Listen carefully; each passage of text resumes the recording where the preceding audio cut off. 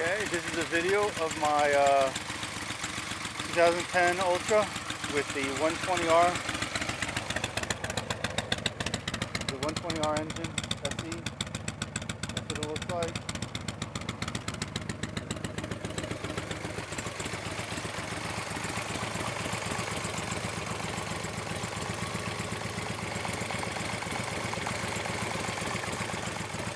I'm running performance Cobra headed on stock pipes, so losing some horsepower there. But the purpose of this video is really to go for a ride and show everybody what the bike really feels like when you're riding it. Okay.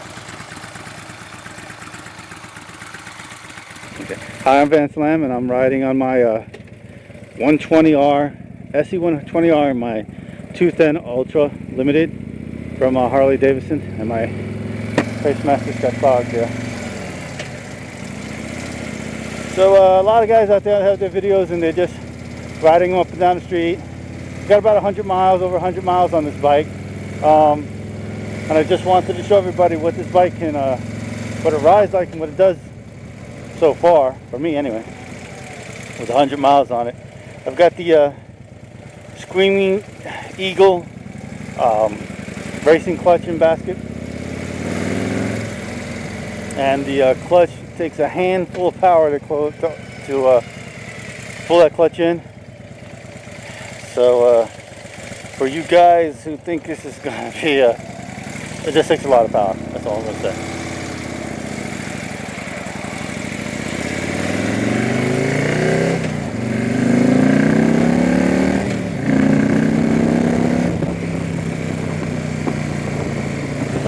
This bike gets up and going quickly.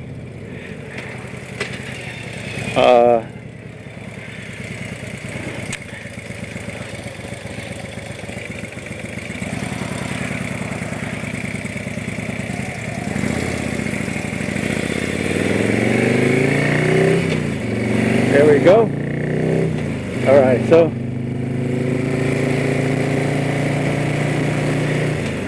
I'll tell you one thing, the third and fourth gear are really the gravy gears with this engine. I've got the stock sprocket on the back and front. Oh, it's cold out here. It's about 32 degrees outside. I haven't had much time to ride the bike since I got it. We got the engine done. All right, a little bit about the bike. It's 210. I had about 9,000 miles on it, on the 103, which is a really nice engine, really nice cruise as well. And I saw the 120R in the Hog magazine, and of course it said racing only. But I saw out there on YouTube, a couple guys had it put on their road bikes, and I said, well, what the hell, why not?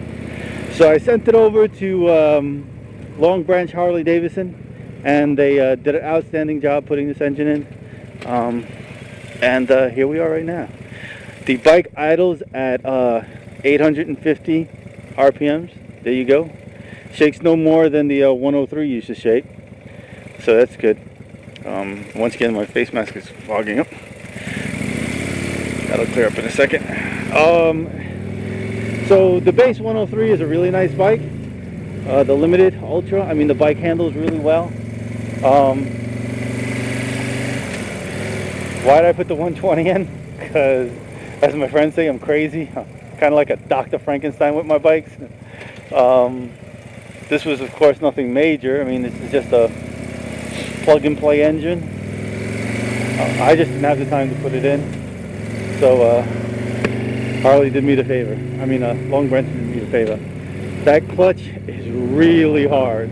In comparison to the stock clutch. You guys who use the performance clutches would be used to the pull on this clutch without a doubt.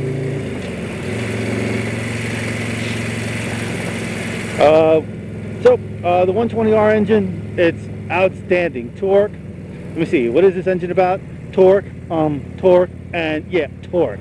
It pulls in every single gear from 0 RPMs on. Actually, if you're not careful, you'll burn tire at a stoplight taking off.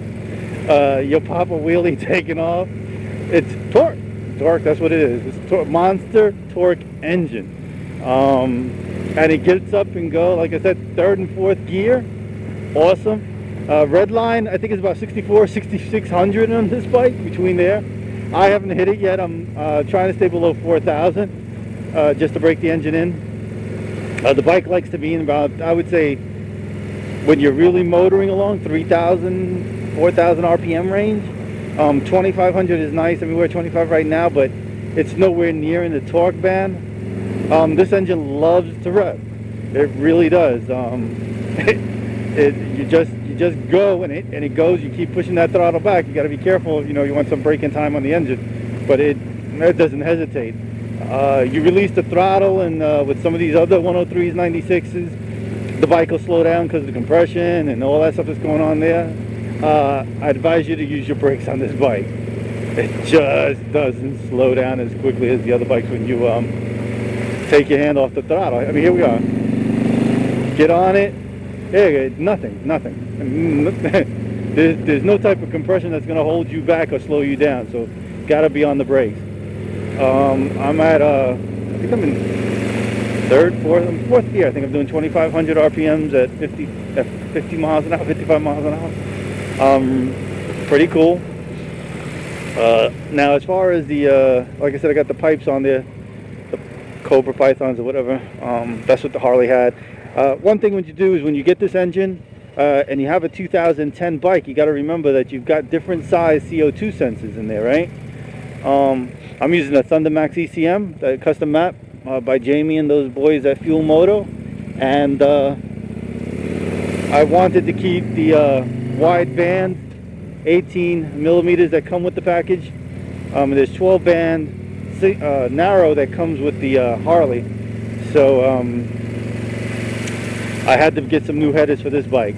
And actually the good thing is that the CO sensors are actually closer to the exhaust ports than they are with the Harley, because the Harleys are actually after, I believe, the catalytic converters. And if you haven't taken off your pipes or looked at the catalytic converters on the 210s, it's like a radiator mesh inside your pipe. Major blockage. So your bike, the breathing now from the exhaust side is a lot better since I put the headers on. And then I kept the stock muffler cans on there because I like the way they sound on the Limited. They weren't too loud, so I kept these on. They're okay. They're not spectacular. I'll probably get some more performance if I switched out the cans, but they work. Now the headers are, of course, true duals. Not true duals. They're 2 into 1s into 2s, I guess. Hey, look, that's nothing. It's just easy roll, no hard roll, just easy roll on, and she pulls. This bike just freaking pulls. I know you guys are saying, "Got to be crazy. What are you doing riding a bike in the snow? You're gonna get it dirty. You're gonna get rock salt on it." Yo, that's what they make soap and water for, right? I like to ride my bikes. I ride them all year round. And my only requirement, of course, is that it's above 32 degrees. So if I hit a patch of ice, I mean, there's no ice, it's water out there. Yeah, but I ride my bikes all year round. There's nothing goes in the garage. Nothing goes in my garage that I can't ride all year round. All right, now we get to the stop sign. Hopefully nobody will hang a right, and we'll be able to play here. Yes.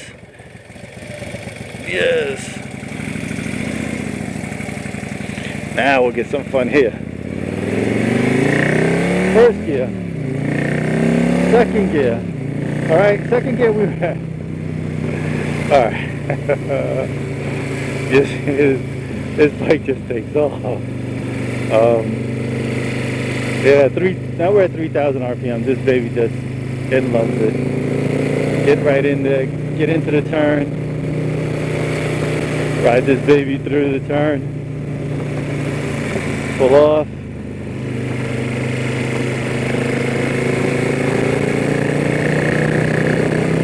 There you go. And let's see, we'll turn on the cruise control. Check that. That works fine with the ThunderMax ECU. I got the cruise working, the lights working, the hand grips working. My vest, electric vest is working. There's no problem with the ECU there. Let's see, accelerate. Accelerates and holds the speed. What happened was I hit the accelerate button and there's so much torque, it just launches. And then when you take your hand off, it just settles back down. So yeah, it's just like if you were using the throttle. The only complaint, or the only issue I have is that, you know, it's just me, myself, is that clutch. This is not a traffic bike where you can be pulling that clutch in and out all the time. You're going to wear out the muscles in your hand. I got to do some workouts, go to the gym, and work on my squeezing of the clutch. Yeah. There you go. Okay, so that's important. It disengages. The important thing I was checking there, that it disengages the cruise control. Okay, stop, Mr. Car. There we go. Look at it. It's ridiculous. It's, oh man, the freaking power in it. You got to be really careful. I mean, get yourself a radar detector or something, because you don't intend to do it, but there's just so much power and it comes on so quickly. The 120R Screaming Eagle, Harley Davidson Screaming 120R is a beast. I mean, it's mild, it's well mannered. You're at idle at a stoplight, it's 8,500 RPMs and just chills. You know, no problems, but it's a beast. I mean, you roll your throttle back, it turns into a beast. I only have like 115 miles on it, and I just want to show you where the gas gauge is. That's 115 miles of, you know, moderately wanking on it, and look what that gas gauge is. Yeah, this sucker drinks gas. That's 120, and we got a 6-gallon tank. We got a 6-gallon tank. We're almost empty, so that's 6 gallons, 20 miles to a gallon. I think we're probably doing like 30 miles to a gallon, because that, you know, gas gauge is not very accurate. No, I'll check it when I fill up and let you guys know what kind of gas mileage I'm getting off the bike. But yeah, I don't expect more than 32. I think if I'm cruising with my buddies, you know, and which I probably won't do because the clutch is a pain in the neck. But if I'm cruising with my buddies, I may be able to get up to 40 if I'm on the highways, you know, just chilling out. But let me pay attention here.